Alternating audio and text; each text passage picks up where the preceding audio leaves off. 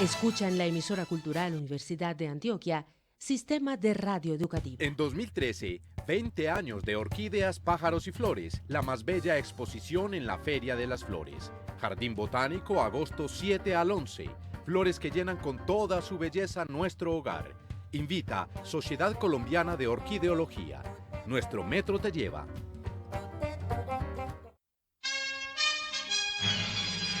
La Academia Antioqueña de Historia convoca el concurso Premio a la Investigación Histórica Bicentenario de la Independencia de Antioquia 2013. Los premios serán según cada categoría: historiadores 5 millones de pesos y la publicación de 500 ejemplares de la obra ganadora; aficionados 2 millones de pesos y un tiraje similar al anterior. Fecha límite para la entrega de las investigaciones: viernes 9 de agosto de 2013 en la Academia Antioqueña de Historia, ubicada en la carrera 43, número 5337 en Medellín, hasta las 4 de la tarde. Información completa de la convocatoria y requisitos en la página web www.laacademiadehistoriadeantioquia.com o en el teléfono 216-3761. Academia Antioqueña de Historia, más de 100 años haciendo historia.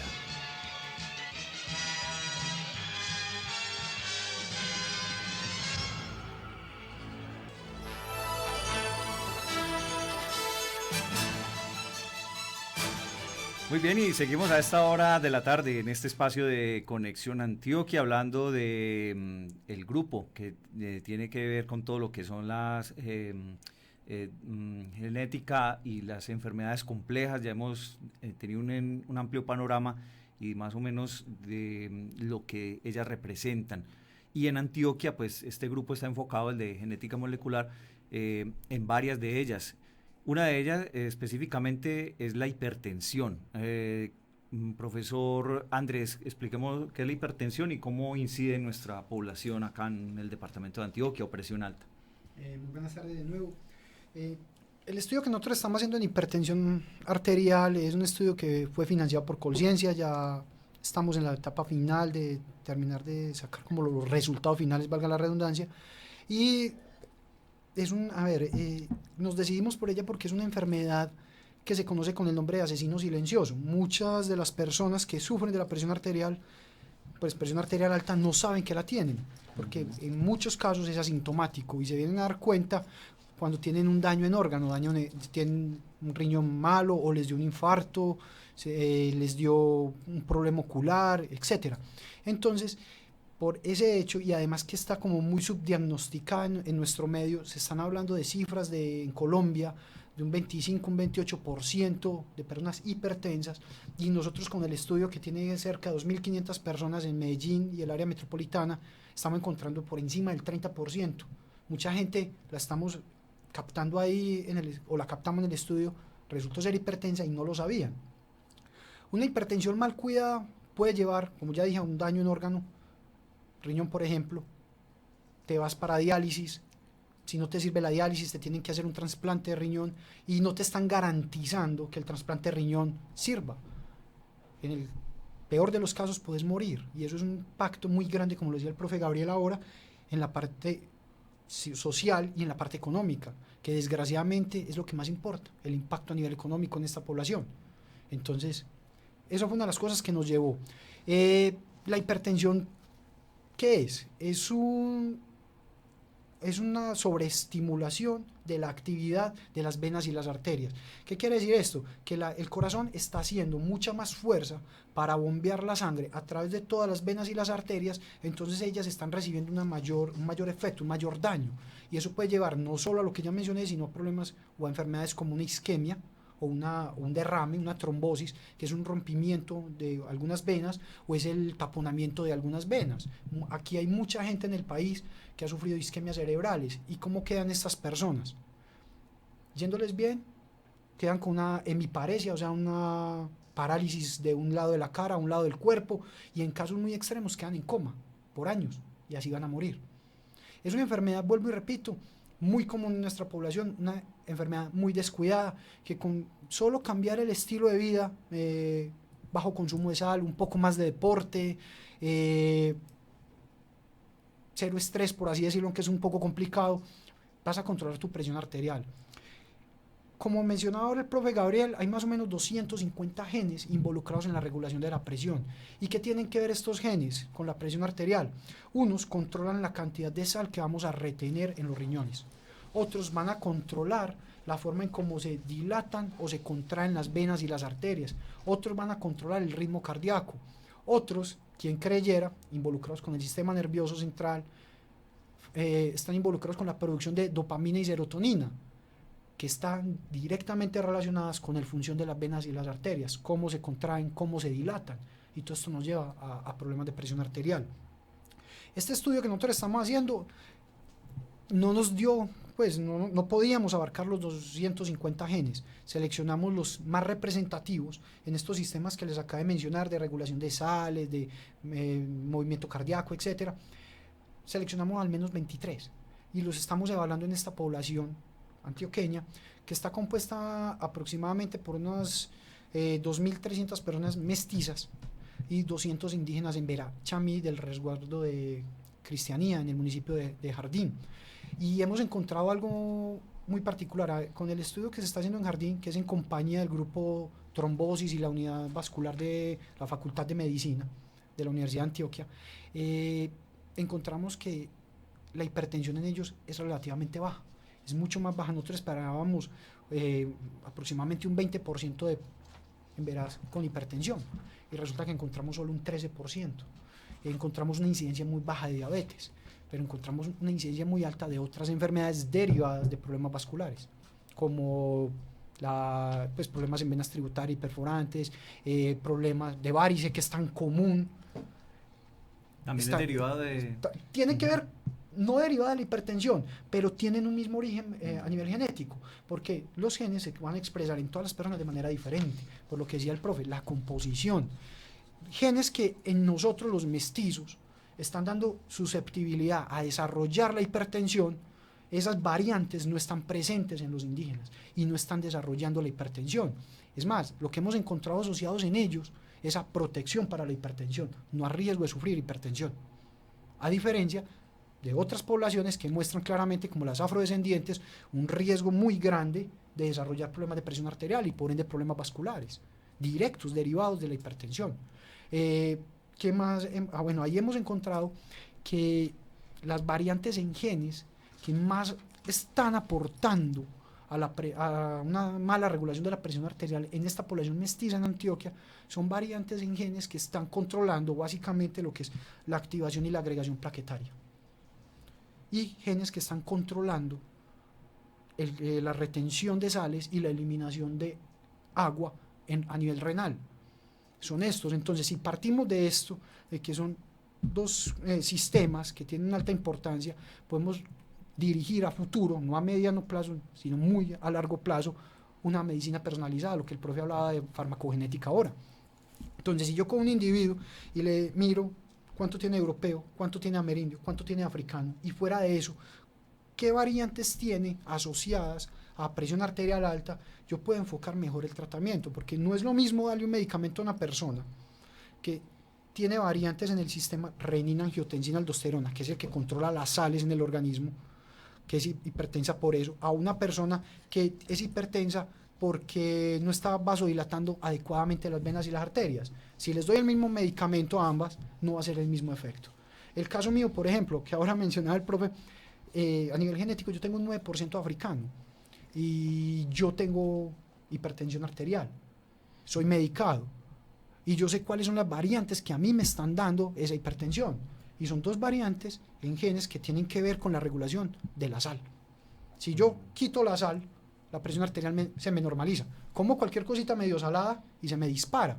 Y esas dos variantes son las variantes más comúnmente asociadas en las poblaciones afrodescendientes y en las poblaciones africanas a hipertensión. Muchas veces, sabiendo el origen, se puede controlar ese factor externo, entonces, exacto, que provoca. Si yo sé de dónde vengo, puedo predecir para dónde voy.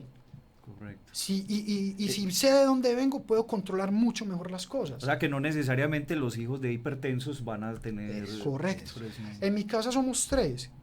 Mi papá es hipertenso, yo soy hipertenso, mis otros 2 hermanos no son hipertensos y comen de lo lindo y salado y no tienen problemas de presión arterial. Pero entonces ya usted sabe que tiene que Sí, controlar y la de sal. hecho la sal escasamente en la ensalada con un poquito de limón. De resto, y me encantaban las papitas fritas con sal, que eso es muy enviciador. Y Y eso, el mango biche con sal. uy, sí. Entonces son ese tipo de cosas. Hemos encontrado hasta el momento, todavía estamos terminando de hacer algunos análisis, porque es muy bonito tener esa población indígena, que es pura, una población indígena pura, está en Verachamí, y compararla con la población mestiza, teniendo en cuenta que a lo mejor ambas poblaciones estamos descendiendo de unos grupos indígenas muy similares de hace años, guardando eso sí, pues como las proporciones, ellos son puros, nosotros somos muy mezclados.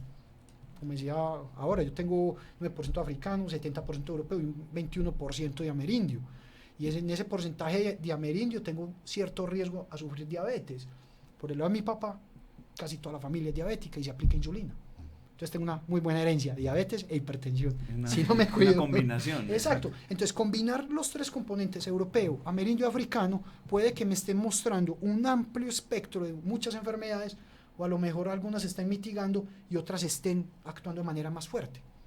Eso es lo que nosotros estamos intentando dilucidar en estas poblaciones, que es algo, como decía el profe Gabriel ahora, que somos pioneros en eso. Mirar esa ancestría, cómo nos afecta. Bueno, y en Antioquia, ¿cómo es el asunto de la prevalencia de la hipertensión arterial? ¿Cómo se está viendo? ¿Cómo es ese mapa de riesgo de la población? Es muy alto en Antioquia. Yo mencionaba ahora que se hablaba de unas cifras del 25-28% aproximadamente oficiales, y son cifras no actualizadas, cifras de 2008, 2009.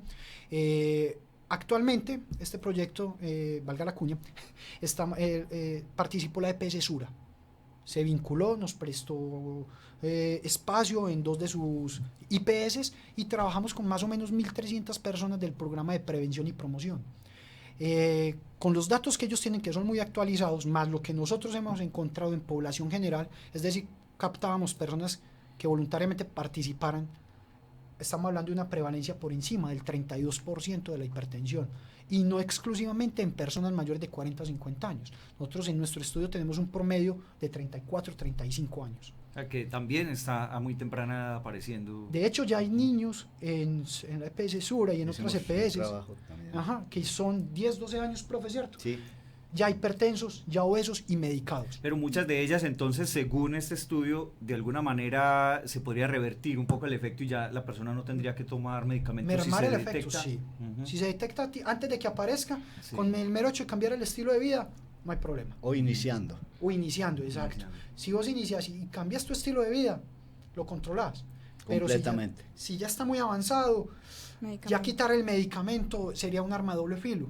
Hay que buscar medicamentos más que no produzcan tanto efecto secundario. Correcto. Es nuestro siguiente paso, sí. Y valga la cuña para nosotros, pero la necesitamos. Realmente estos son, en principio, trabajos básicos, ¿no? Lo que hacemos, pero esto con el tiempo, si se quiere evolucionar un poco en cuanto a la medicina del futuro, estos datos y hallazgos van a ser supremamente importantes. Pero hay que continuar, porque es que son 2.000 personas, es casi muy poquitico. Los chinos tienen en este momento cohortes de esto de seguir los niños hasta adultos, de 50, 70.000, 80.000, 100.000, ¿sí? Personas que para después sacar de ahí las estrategias que van a utilizar en salud pública, ¿no?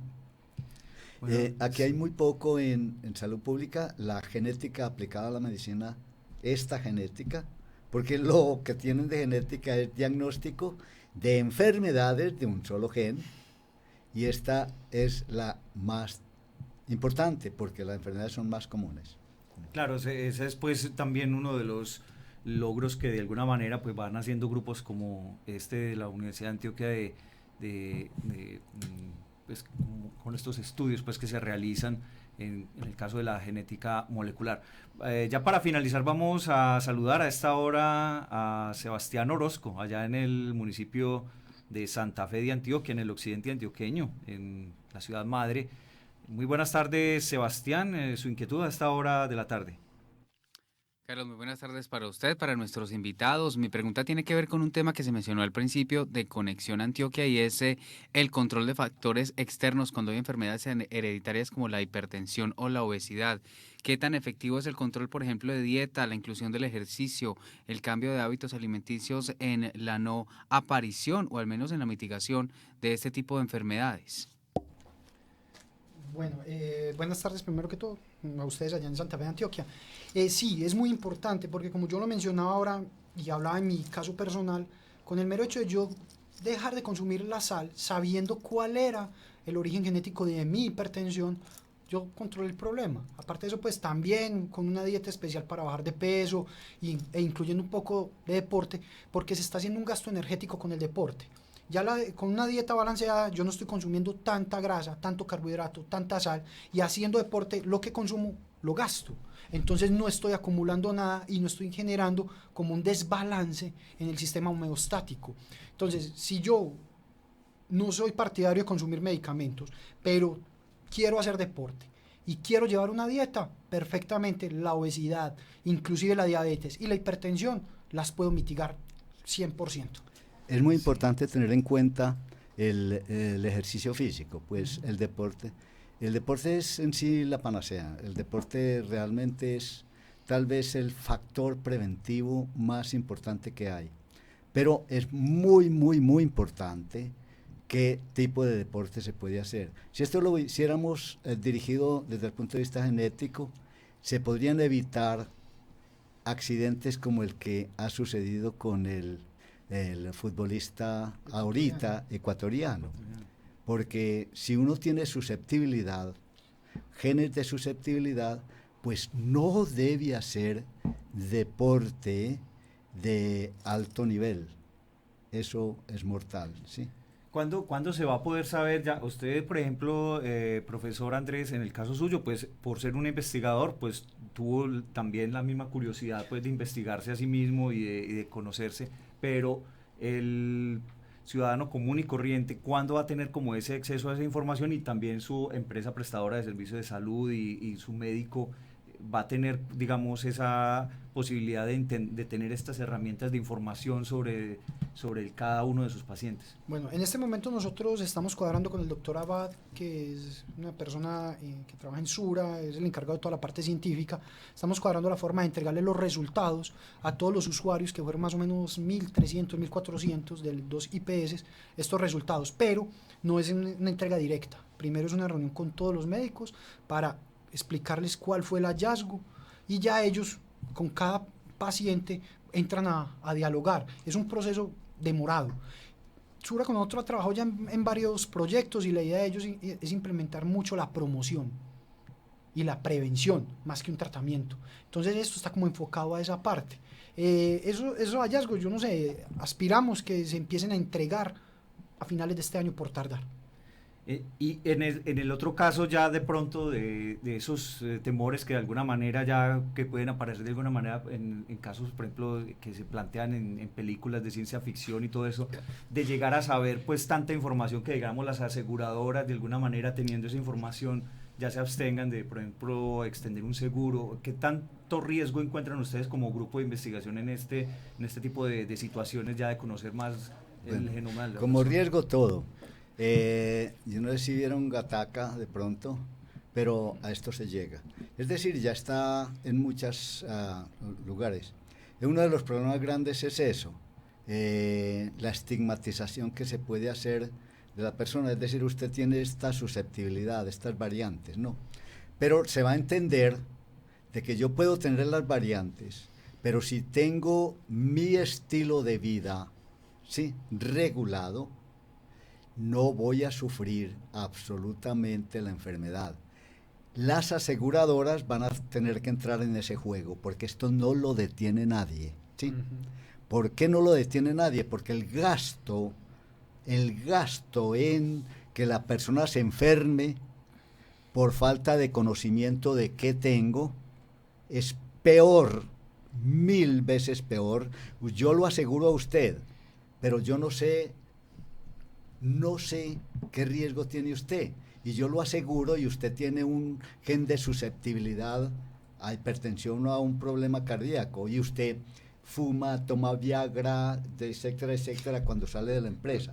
Usted se me va a morir ahí rapidito, ¿sí? Yo creo que esto hay que pensar es qué es lo que va a suceder, qué es lo que trae este tipo de medicina, pero se vino encima, ¿no? Una cosa antes de terminar. Sí. De hecho, ya muchas aseguradoras te cobran a vos por un seguro de vida más o menos dependiendo de la edad que tengas. Te cobran más o menos si sufrís o tenés antecedentes familiares de ciertas enfermedades como diabetes, hipertensión, sí, o si has sufrido de cáncer, sí, o simplemente te aseguran. Yo creo que sí, el miedo ya pues, es real porque ya hace parte de algo empírico, pero ya mostrando esas bases, no sé.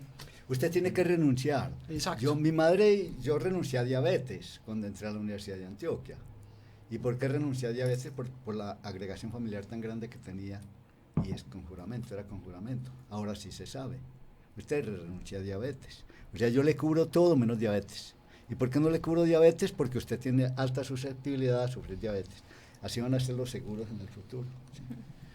Bueno, Natalie Guzmán, muchas gracias por habernos acompañado y algún comentario final o alguna información adicional. Bueno, no, para el próximo viernes tendremos genética y cáncer. Para que estemos También, pendientes. pues, otro tema que trabaja la Corporación Académica para el Estudio de Patologías Tropicales. Hoy estuvimos hablando, pues, de genética y, pues, muy apasionante, como siempre, estos temas que siempre quedan ahí muchas preguntas abiertas y que esperamos, pues, nuevamente contar con estos investigadores de aquí de la Universidad de Antioquia para precisamente divulgar este tipo de investigaciones a la comunidad en general. Gabriel Bedoya Berrío, muchísimas gracias por habernos acompañado en el día de hoy. No, muchas gracias a ustedes por la invitación. Y también le agradecemos al profesor Andrés Naranjo González, investigador también en esta tarde de aquí de Conexión Antioquia. Muchísimas gracias a ustedes por invitarnos y por el laboratorio a la orden, lo que necesiten. Si alguien quiere conocer más información sobre este grupo, ¿dónde lo pueden obtener? El número de teléfono es el 219-6469. El número de teléfono del profe Gabriel, que es el coordinador del grupo, es 219-6466. O en el correo genmol@siu.uda.edu.co o en la página de la Corporación de Patologías Tropicales. Muy bien, a William González le agradecemos su participación en la parte técnica, también a todo el equipo periodístico y técnico en las distintas subregiones del departamento. Quien les habla, Carlos González, los invita para que continúen con nosotros en la emisora cultural Universidad de Antioquia.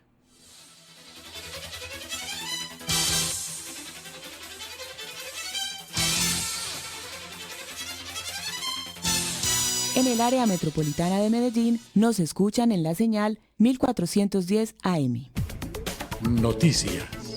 Noticias UDA Radio. Buenas tardes. Este es el boletín informativo de la emisora cultural Universidad de Antioquia. Dirección General